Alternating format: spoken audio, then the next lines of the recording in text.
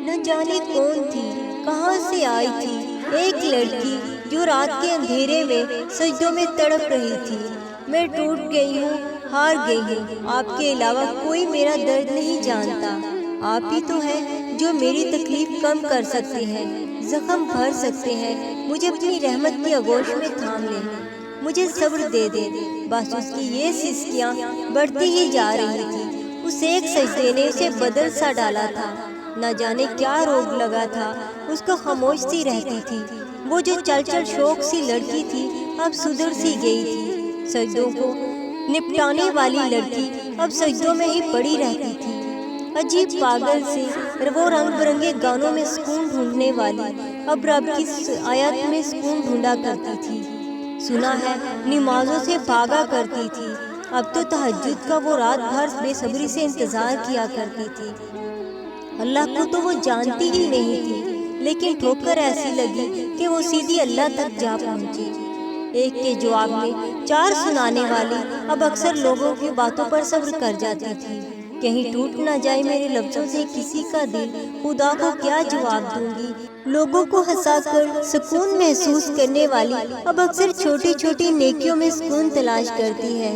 اپنے دکھوں کا ڈھنڈورا پیٹنے والی اب نام آنکھوں سے بھی سب کچھ چھپا لیتی ہے۔ دوستوں سے تو اسے کبھی کچھ کہتے سنا ہی نہیں، شاید اب اس نے دوستی اللہ سے لگا لی ہے۔ جب دل پر بوجھ محسوس کرتی ہے، سیدھا جائے نماز پر اپنے اشکوں کو بہا دیتی ہے۔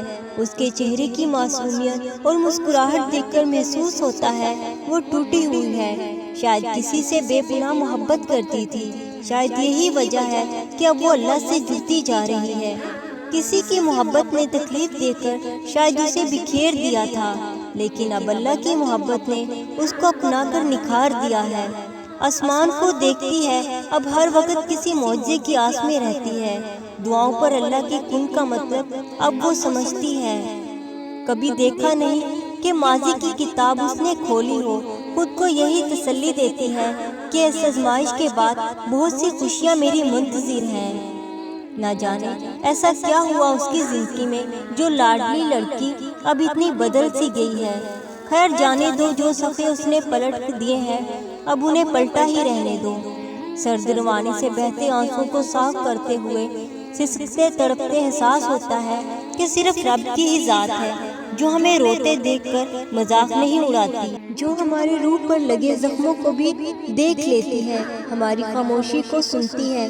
کتنی خوبصورت بات ہے نا کہ ہم کچھ کہتے بھی نہیں اور ہماری تمام تکلیفیں اس تک پہنچ جاتی ہیں، اور میرا رب ہی تو ہے جو پھر سے ہمیں مضبوط بناتا ہے۔ اس لیے اس کے سب کے باوجود وہ ہم سے محبت کرتا ہے، انسانوں کی طرح ہمارے رونے سے بیزار نہیں ہوتا، منہ نہیں موڑتا۔ وہی تو ہے جو بس ہمارے زخموں پر مرہم رکھتا ہے، ہمیں جینے کا حوصلہ دیتا ہے، ہم سے بے لوث محبت کرتا ہے۔